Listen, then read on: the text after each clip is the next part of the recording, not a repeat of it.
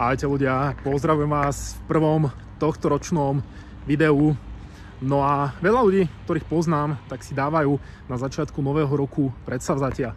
Štatistika, ale ktorá súvisí s týmito predsavzatiami, je celkom taká jasná a hovorí, že iba 8% všetkých predsavzatí sa podarí splniť.